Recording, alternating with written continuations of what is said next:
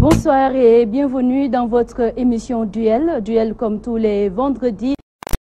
Et politique pour parler de l'actualité politique de la semaine, une actualité marquée par l'affaire Khalifa Ababacar Sall, mais également de la campagne de commercialisation de l'arachide, mais aussi d'une monnaie unique de la CEDEAO. Alors pour en parler, Duel reçoit Mamadou Ngom Niang de l'APR. Bonsoir, M. Niang. Bonsoir, bonsoir. Mais également Madame Aminatou Diallo de Manko Tahaou Sénégal. Bonsoir Madame Diallo. Bonsoir. Alors, des nouvelles salles? Oui, Khalifa toujours otage politique, Khalifa toujours en prison, Khalifa député maire en prison avec une immunité parlementaire en prison. Il va très bien, toujours souriant. Quelle est la dernière fois que vous l'avez vu? Il y a 15 jours. Qu'est-ce qu'il vous dit à chaque fois que vous le rencontrez? Il veut que les gens continuent à se battre, à continuer à travailler à la mairie de Dakar et continuer à y croire. Tous les jours, les courriers arrivent à Rebus. Nous tous, nous y mettons, mais il nous demande de redoubler d'efforts, de continuer à y croire et que voilà, l'état de droit, c'est un état de droit. Mais parfois, il fait dans les sorties, et vous y il croyez? regarde les journaux et tout, et voilà. Vous y croyez? L'état de droit? Pas pour le moment, pas en ce moment, hein, parce qu'on n'a jamais vu dans un état, moi, l'état de droit, les deux mots état de droit, je les adore. Vous savez pourquoi? Parce que le président Abdou Diouf tellement que je pensais que c'était une personne. Alors aujourd'hui, je me rends compte que quand il parle d'état de droit, c'est tout sauf un état de droit, parce que quand même, on n'a jamais vu dans une démocratie normale un député en prison. C'est pas possible. Un député qui a une immunité parlementaire ne peut pas rester en prison. Sa place n'est pas en prison, sa place c'est à l'hémicycle, c'est à l'Assemblée nationale. D'accord, sa place c'est à l'Assemblée nationale. Le procureur a écrit au président de l'Assemblée nationale et tout de suite est déclenché. Alors, est-ce qu'on ne peut pas parler de précipitation, Aminatou Diallo? Alors, moi, j'aimerais bien reposer la question au procureur. De quelle immunité parlementaire s'agit-il? Parce que quand même, un député, sa place est à l'Assemblée nationale. Alors ici, le cas du député maire Khalifa Sall, il est en prison. Donc, comment peut-on avoir une immunité parlementaire et rester en prison alors que l'Assemblée nationale a été installée depuis? Donc selon l'article 51 du règlement intérieur, le procureur peut apprendre qu'un député, dès que les résultats sont sortis, il est député et ici installé, sauf lui, il est en prison. Et aujourd'hui, il parle de levée d'immunité parlementaire. Alors, il faut qu'il explique aux Sénégalais de quelle immunité parlementaire s'agit-il, parce qu'il ne peut pas avoir une immunité parlementaire et rester en prison. Ce n'est pas possible. Selon la Constitution, selon le règlement intérieur, selon les principes de l'état de droit, ce n'est pas possible. Merci, Madame Diallo. Monsieur Niang, est-ce qu'on ne peut pas parler de... Je vous remercie d'abord pour l'invitation, mes salutations et mes hommages également à Madame Diallo. Donc je remercie Walf et tous les téléspectateurs qui sont en train de suivre cette émission. Maintenant, pour revenir à votre question, je pense qu'on ne peut pas parler peut-être de précipitation. Ce dont il s'agit, je pense que Madame Diallo a bien posé le débat. Aujourd'hui, le Sénégal vient de connaître une situation difficile, une situation inédite, parce que n'ayant jamais auparavant vu au Sénégal, donc il s'agit d'une situation d'une personne qui, avant d'être députée, était en détention. Maintenant, une question de droit se pose. Est-ce qu'à partir de ce moment, dès la proclamation des résultats, donc le juge devait tenir compte de sa nouvelle situation, c'est-à-dire sa situation de parlementaire, ou bien le juge devait faire abstraction de ça et continuer à la procédure normale? Donc, ce qui fait qu'aujourd'hui, par rapport à cette question. Voilà, mais monsieur Niang, le 13 octobre, Issa Sall, le professeur Issa Sall du PUR, avait demandé l'arrêt des poursuites. Et pourtant, le président de l'Assemblée nationale n'avait même pas réagi. Oui, mais je pense que durant ce moment, le président de l'Assemblée ne pouvait rien faire. Parce qu'il faut savoir aussi, comme l'a dit Mme Diallo, on est dans un état de droit. Et dans un état de droit au Sénégal, l'état de droit, il y a trois pouvoirs qui sont, c'est-à-dire le pouvoir législatif, le pouvoir exécutif et le pouvoir judiciaire. L'Assemblée nationale est parmi ces trois pouvoirs. Donc, c'était une Assemblée nationale qui venait d'être installée, un bureau. Maintenant, c'est un de ses collègues... Mais monsieur Niang, par exemple, si un collègue député demande à ce qu'on arrête les poursuites contre un autre de ses collègues, sa demande doit être prise en compte. Non, le président de l'Assemblée nationale ne peut faire que notre... Parce que moi, je pense que cette question mérite d'être posée aujourd'hui. Parce qu'aujourd'hui, le procureur a demandé la levée de l'immunité parlementaire. Mais maintenant, c'est à ces collègues-là qui demandaient à ce qu'on applique l'immunité parlementaire de défendre leurs collègues. Moi, je suis tout à fait d'accord avec eux parce que je pense que aujourd'hui, étant collègue de Khalifa Sall, étant parlementaire, le sentiment qui doit animer tout député, c'est de se mettre à sa place. Parce qu'ils ont la même tenue, donc, et le peuple a en tout cas cette humilité-là. Donc, ils doivent défendre les intérêts de leurs collègues. Ça, en tout cas, si j'étais député, moi, j'allais me mettre dans cette posture-là. Mais aujourd'hui, l'Assemblée nationale ne pouvait pas, au moment de la constitution du bureau, quand même suspendre les travaux pour dire que Khalifa Sall est absent. Donc, on va suspendre parce que sur 160 et quelques députés, un seul absent ne peut pas quand même empêcher, faire obstacle au démarrage. D'accord. Maintenant, est-ce que, par exemple, le président, le procureur de la République n'est pas en train de désavouer Sidiki Kaba?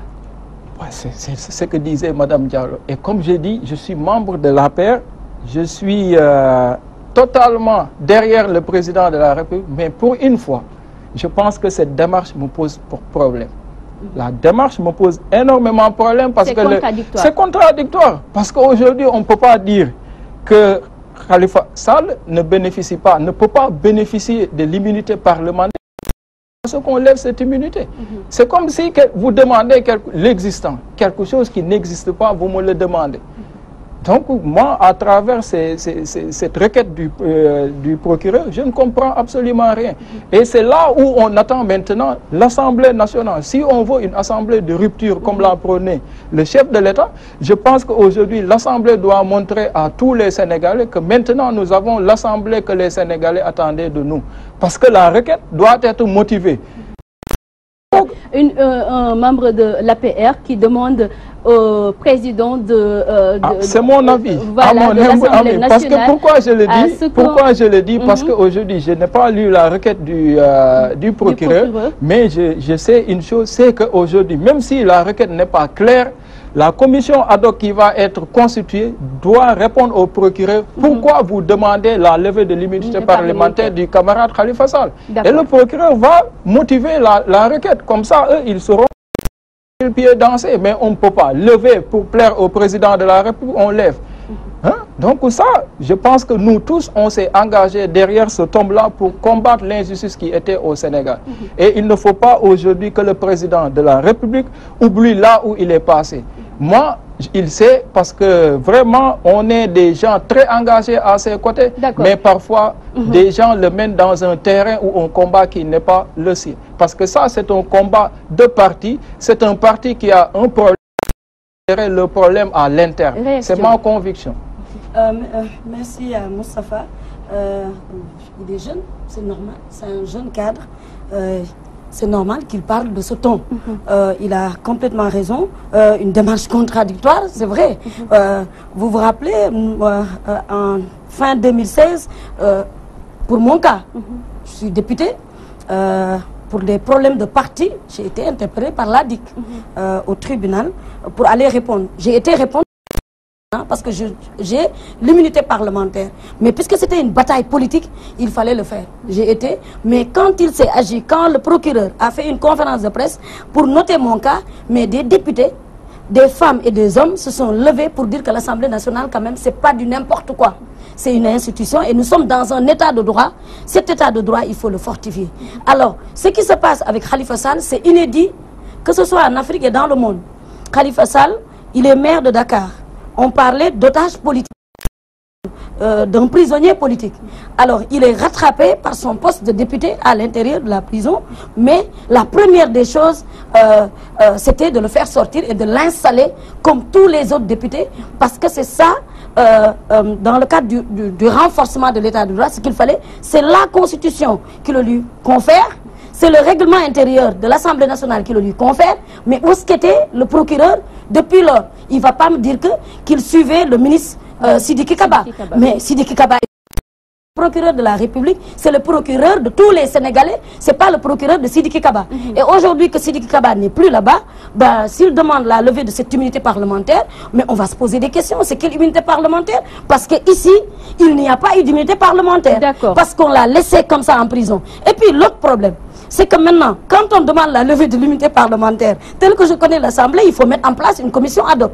Il faut qu'il y ait une audition de l'intéressé. Ils vont l'auditionner où? En prison? C'est pas possible. Le procureur reconnaît qu'il est député, mais maintenant il faut le libérer. C'est tout, il n'y a pas autre chose. Dès qu'il reconnaît qu'il est député, il faut le libérer pour pouvoir faire autre chose. D'accord. Monsieur Niang, cette tentative n'est pas une façon de barrer Khalifa Ababacar Sall pour la présidentielle de 2019? Bon, moi je ne peux pas répondre par l'affirmative, pardon, parce que je pense que Khalifa Sall est un potentiel adversaire, ça aussi il faut le reconnaître.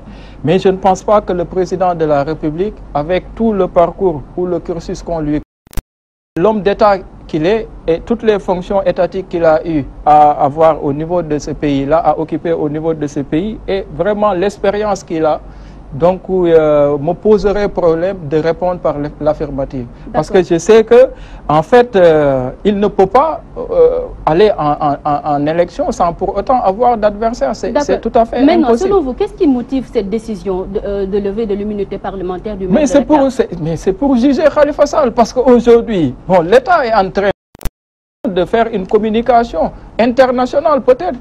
Aujourd'hui, l'État est en train de communiquer non seulement avec les partisans de Khalifa Sall, mais avec tout le monde entier. Parce qu'on ne peut pas, comme l'a dit Mme Diallo, juger un député qui est aujourd'hui bénéficie de l'immunité parlementaire sans lever cette immunité-là. Mais il fallait, pour être cohérent, quand même, lui faire valoir ses droits au moment de la proclamation. C'était plus simple. Parce qu'aujourd'hui, moi, je n'entre pas dans le fond du dossier. Si Khalifa Sall, ce qu'on lui reproche à la justice d'édifier les Sénégalais sur cette question-là. Mais à partir du 30 juillet, Khalifa Sall, il y a un fait nouveau, c'est que la volonté populaire s'est levée et a consacré à M. Khalifa Sall, a donné à M. Khalifa Sall un nouveau statut. Et il y a un adage en droit qui dit ce que la volonté populaire a fait, seule la volonté populaire peut le défaire. Ce n'est pas au procureur de lever l'immunité parlementaire de Khalifa Sall. C'est à l'Assemblée nationale, à ses collègues députés de le faire. Et ses collègues aussi ont l'obligation. C'est pourquoi le procureur essaye de lever l'immunité parlementaire de l'honorable député Khalifa Sall. On tend vers un procès de Khalifa Ababacar Sall. À qui profite ce procès? Alors, on n'en est pas encore là. On est dans une procédure pour aller vers un procès. Alors, cette procédure-là... C'est ce que j'ai dit, Mme Diallo. J'ai dit on ne vient que de déclencher... Oui, voilà, on ne vient que de déclencher la procédure. La procédure, pour qu'on aille vers le procès, il faut qu'on sorte de cette procédure-là. C'est-à-dire, c'est ce problème parlementaire d'un député retenu en prison. Alors là, moi je pense que l'État reconnaît sa forfaiture d'avoir retenu injustement en prison un député. Alors il faut qu'on dépasse ce stade-là pour aller vers le procès. Le procès, on n'en est pas encore là, mais on attend de pied ferme. Mais il faut qu'on dépasse ce problème-là. Parce que l'État reconnaît que c'est un député, mais un député, on ne peut pas le retenir en prison comme ça. L'Assemblée a été installée depuis le 14. Depuis lors, il faut qu'on règle ce problème-là. Il faut que l'État du Sénégal, qui reconnaît maintenant sa forfaiture, puisse régler ce problème-là avant d'aller vers autre chose. Khalifa Sall, laissé par des socialistes comme Tanor Dieng, Moustapha Niasse, quel commentaire? Alors, pour le secrétaire général Ousmane Tanor Dieng, le secrétaire général de notre parti, c'est pas facile, hein, et ce ne sera pas facile parce que personne ne peut nous sortir du Parti socialiste. Au début, on nous parlait d'auto-exclusion, des mots qui n'existent pas dans nos textes. Même dans le jargon sénégalais, ça n'existe pas. Donc, c'était une... Est-ce que ce n'est pas parce que c'est vous qui refusez d'aller au niveau des rencontres du parti? C'est pas une question de ça. Ça, c'est une question politique. Alors, je crois que... c'est quoi alors? Le HCCT, comme on le dit, doit être renouvelé. Et il y avait des soucis. Et je crois que le secrétaire général a senti sa chaise bouger. C'est quoi les soucis? Les soucis, parce que pour les renouvellements, parce que rappelez-vous, à l'Assemblée nationale maintenant, nous avons voté. C'est 5 ans le de l'Assemblée nationale. Mais pour le Haut Conseil, c'est tous les ans. Donc, il est élu, mais son mandat est renouvelé tous les ans. Quand il a senti qu'il y avait des voix qui n'étaient pas contentes de son travail, parce que pendant un an, circuler comme ça, le Haut Conseil, qu'est-ce qu'il a fait au niveau des collectivités territoriales? Depuis lors, quelles sont les propositions concrètes? Quel est l'appui ou l'accompagnement envers les collectivités locales, les communes et tout ça? On n'a rien ressenti, nous sommes tous dans des communes. Alors, des Sénégalais, des hauts conseillers ont commencé à dire que ça ne passera pas comme ça. Alors, le Parti socialiste a trouvé ça pour jeter la pauvre sur un camarade. Alors, ce camarade-là, c'est pas n'importe qui, c'est Khalifa Sall, c'est le secrétaire à la vie politique du parti. C'est celui-là que Diouf avait dit, j'aimerais bien, je te demande de l'accompagner pour qu'il ait une base politique, parce qu'en 96, au prochain congrès, il sera le premier secrétaire du parti, et il avait dit à Ousmane Tanor Dieng, Khalifa Sall, c'est l'avenir du parti, c'est de celui-là qu'on parle, et de moi. Bamba Fall et de tout cela. Alors, beaucoup de responsables. Comment on peut vouloir décapiter un parti pour des intérêts crypto-personnels? Ça ne passera pas. Pour Moustapha Niasse, moi je pense que le président Niasse, aujourd'hui, il a une grande porte ouverte. Alors, une grande porte ouverte par laquelle il peut sortir. Alors, moi, je lui demanderai de ne pas faire comme Ousmane Tanor Dieng, essayer de sortir par la fenêtre. Aujourd'hui, ce qui se passe, tout le monde le sait. C'est un député, il a eu la même situation, lui, et c'est ce même on veut lever l'immunité parlementaire qu'il avait défendu. Khalifa Sall l'avait défendu, et il le sait. Alors aujourd'hui, il a la possibilité de passer par une grande porte et de demander la liberté pure et simple d'un député retenu en prison injustement. D'accord. Un grand rassemblement est prévu ce samedi 28 septembre 2017, c'est-à-dire demain. Alors, est-ce que vos efforts pour la libération de Khalifa Ababacar Sall ne risquent pas d'être vains? Non, ce ne sera pas vain du moment qu'on est arrivé à là où l'État... Et je crois qu'aujourd'hui, il y a eu pendant presque un an, depuis 7 mois, nous sommes à pied d'œuvre. Cette fois-ci, d'habitude, ce sont les femmes qui font des activités, les jeunes et les autres. Cette fois-ci, nous avons regroupé tout le monde autour d'une démarche beaucoup plus homogène pour permettre à tout le monde. Maintenant, ça veut dire que nous allons intensifier les choses parce que nous sommes dans notre droit. Khalifa Sall est dans son droit parce qu'il est député maire. Sa place, ce n'est pas en prison, c'est à l'hémicycle. À la mairie de Maintenant, Monsieur Niang et Madame Diallo, nous allons parler de notre sujet d'actualité, c'est-à-dire la commercialisation de l'arachide. 210 francs CFA le kilogramme. Est-ce normal? Je trouve tout à fait normal parce que je pense que cette décision a été prise en conseil interministériel. Présidé par le Premier ministre, c'était le 24 octobre passé, et c'était en collaboration avec tous les acteurs du secteur. Donc je pense qu'il y a un prix avec l'État et que je pense que tous les acteurs de ce secteur-là sont fiers que l'État du Sénégal puisse augmenter, en tout cas, le prix du kilogramme jusqu'à 210 francs. Et ça, c'est un prix record qui n'a jamais été atteint au Sénégal depuis les indépendances. Et ça, je pense que c'est une avancée et une belle réalisation du chef de l'État. Là-dessus, je pense qu'il n'y a rien à dire. Donc, c'est un fait qui est là et qui est vérifiable par tout le monde. D'accord. Madame? Oui, alors, cette année, la commercialisation de l'arachide a connu une hausse de 10 francs. C'était 200 francs et cette année, nous nous retrouvons à 10 francs. Alors, c'est à saluer. 10 francs, oui, oui. Ce sont des efforts et je crois qu'il faut continuer pour le bien de nous tous, Sénégalais, parce que quand même, on ne peut pas développer ce pays sans passer par l'agriculture. C'est ce que Dieu a fait. Aujourd'hui, ce qu'il faut noter peut-être, c'est de voir un peu ces bons impayés, peut-être qu'on n'ait plus de bons impayés. Cultivateurs, qu'on demande que les cultivateurs puissent vendre 210 francs, c'est bien, mais à la fin, il faut que le cultivateur, il faut tout faire que le cultivateur n'aille pas dans la sous-région pour bazarder sa culture, qu'on puisse avoir un système qui fait que toute l'arachide produite va être vendue à l'État ou à des privés qui sont sur place et que les opérateurs puissent rentrer dans les fonds à temps et que la prochaine, pour l'année prochaine, que les paysans puissent disposer d'engrais et de machines pour pouvoir mieux développer cette agriculture qui va nous permettre de nous développer. D'accord. Monsieur Niang, les paysans et producteurs demandent la suppression de la taxe de 40 francs CFA sur le kilogramme. Est-ce normal? Ou bien est-ce que ce n'est pas la solution? Bon, je ne le pense pas, parce que vous savez, dans ce pays-là, l'État ne vit que de taxes. Donc aujourd'hui, on ne peut pas vouloir, parce que qu'est-ce que l'État fait? D'abord, on subventionne tous les intrants. L'État subventionne l'engrais, les semences, même vous donne d'octroyer du matériel agricole aux agriculteurs. Donc il y a une enveloppe de plus de 25 milliards par an qui est mobilisée par l'État du Sénégal pour soutenir en tout cas rien que le secteur arachidier.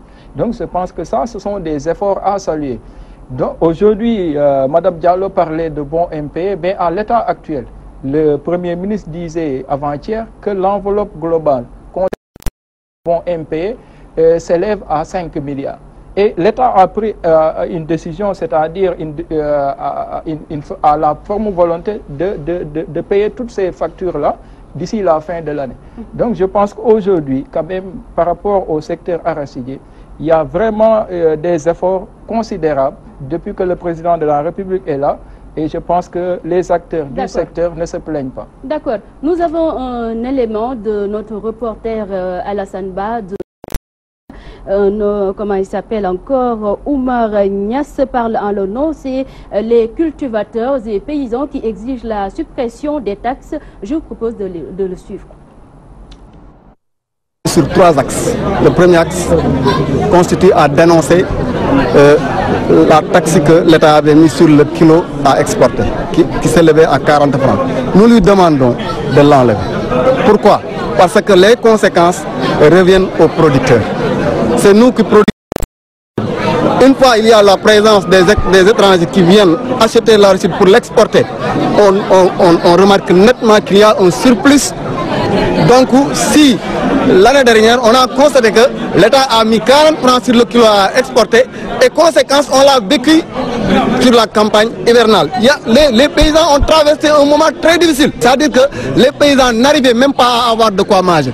Parce que les Chinois ont quitté très tôt. La campagne s'est arrêtée l'année dernière très tôt. Conséquence, la main de vous trouvez 2000 personnes qui travaillent chaque jour et qui gagnent au moins 2500 par jour. Surtout les femmes. Je parle de manière globale. Les charretiers, les voleurs taxis. Une fois que les Chinois ne viennent pas, vous voyez que toute cette main d'œuvre-là s'arrête automatiquement. C'est une enveloppe exorbitante qui s'envole comme ça. Et notre avantage, c'est la continuité. Il y a des progrès sur la commercialisation de l'arachide, il faut le dire. On ne peut pas mettre jusqu'à 2017 par rapport à cette situation. S'il n'y a pas d'acheteur, il y aura une main vente. C'est les cris de cœur, c'est seulement l'État qui peut enlever cette taxe. C'est la seule et unique blocage. S'il enlève cette taxe-là, je sais bien qu'il y aura des acheteurs, il y aura les Chinois, il y aura les Indiens, il y aura les Huiliers. Tout le monde viendra pour acheter, il y aura la concurrence et la demande sera nettement supérieure à l'homme. On ne lui menace de rien. On ne lui menace de rien, mais les conséquences, c'est eux qui le vivront. C'est-à-dire si l'État ne fait pas d'efforts, les conséquences.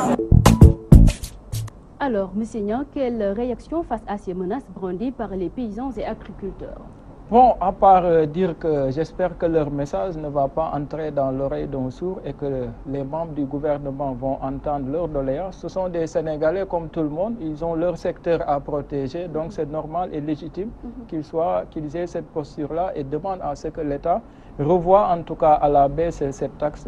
Mais je pense que vu les efforts que l'État a fait en matière arachidière, et ce sera très compliqué, mais comme ils sont des Sénégalais comme tout le monde, je pense que le gouvernement va tenter de les recevoir et d'apporter les décisions nécessaires. D'accord, Madame Diallo, alors pourquoi la commercialisation ou bien l'arachide pose problème depuis du temps de Senghor, depuis l'indépendance? Vous savez, en ce qui concerne l'agriculture, il y a eu à un moment donné certaines avancées, mais aujourd'hui, je crois qu'il faut tendre vers la modernisation En quoi faisant, et nous nous rendons compte que quand nous allons à l'intérieur du pays, les paysans utilisent toujours cette façon de culture depuis 1960. Aujourd'hui, il faut que tous les agriculteurs puissent bénéficier de machines agricoles qui leur permettent de produire beaucoup plus. Quand nous allons chez nous en Casamance ou partout, les cultivateurs avec leurs enfants cultivent, mais ne cultivent que ce qu'ils peuvent, parce que cela se fait d'une manière artisanale.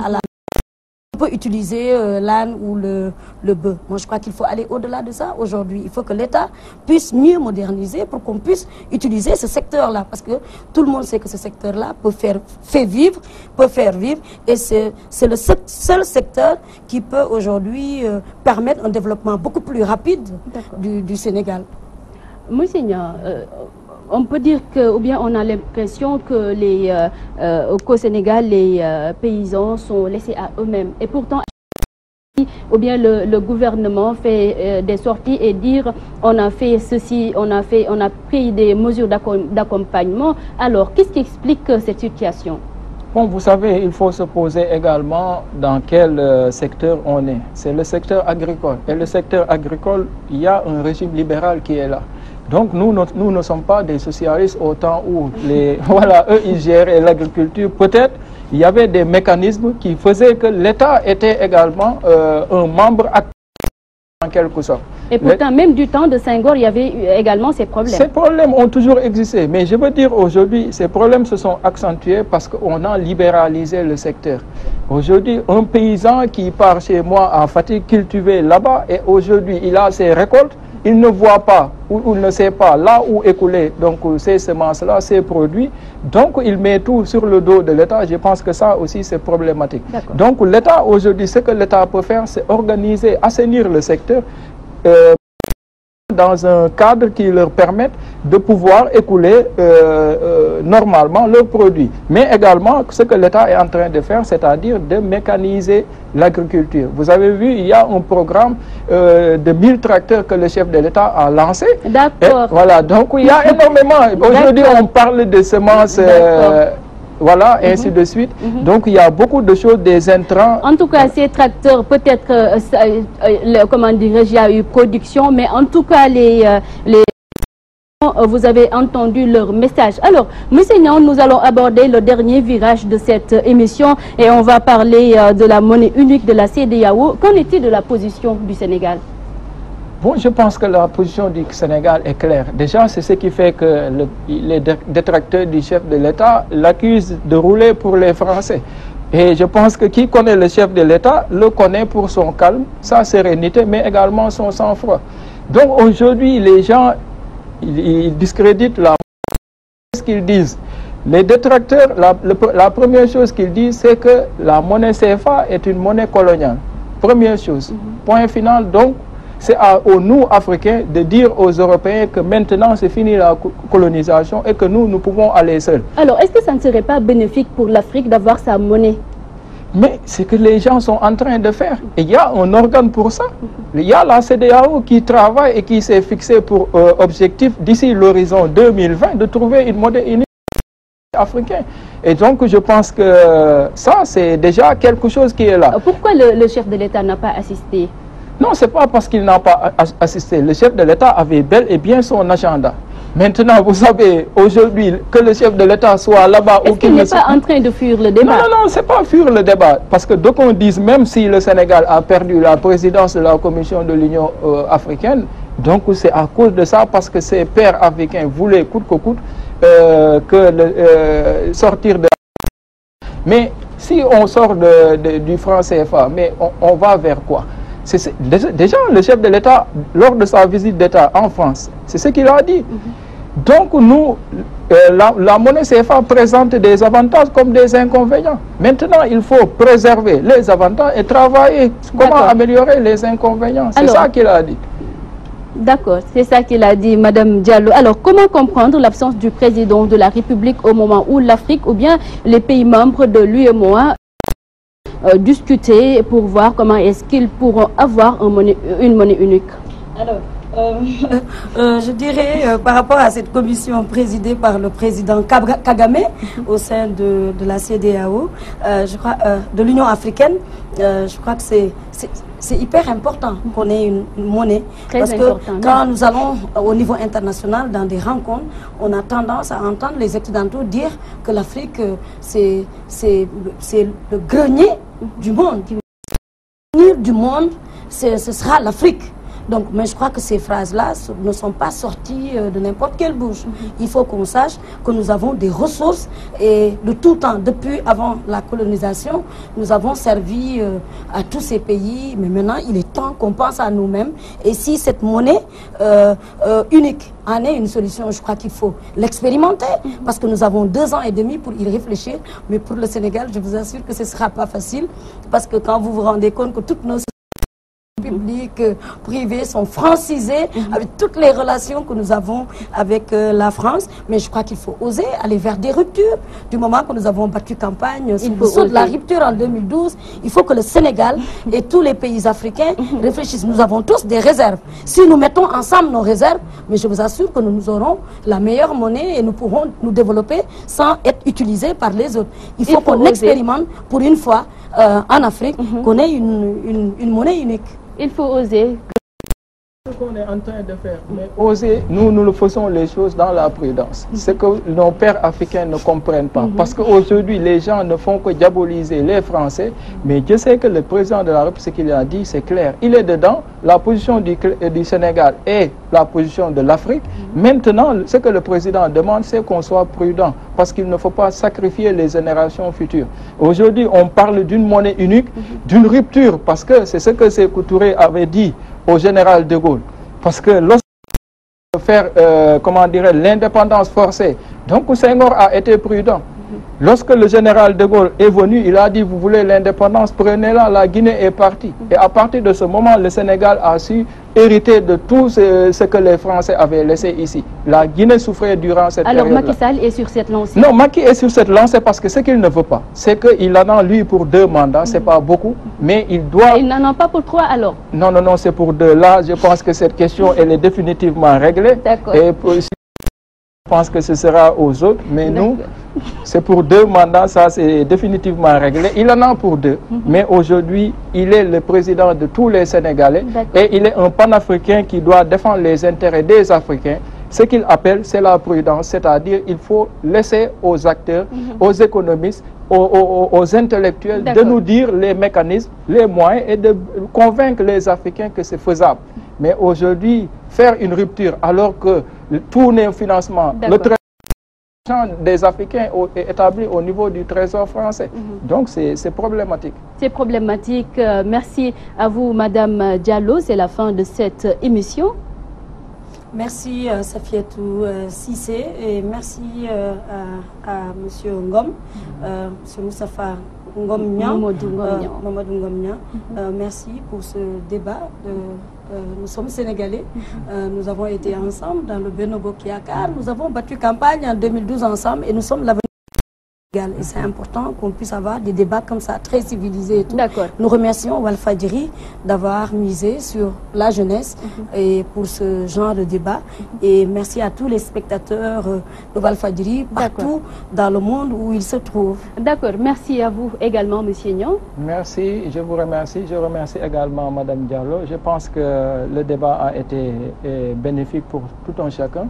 Et c'est ça le Sénégal. On a été ensemble dans Benno Bokk Yakaar et je pense qu'il y a possibilité d'être ensemble parce que nous tous nous travaillons pour l'intérêt du Sénégal.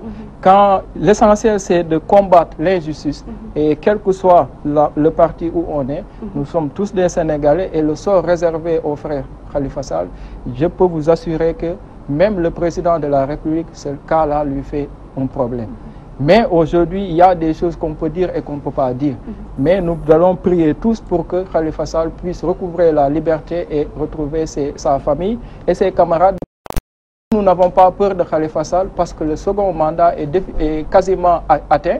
Donc, mais il ne faut pas également jouer sur le sentiment des uns et des autres. C'est le message que je voulais lancer. Voilà, merci à vous également, chers auditeurs, d'avoir suivi. Rendez-vous vendredi prochain pour un autre numéro.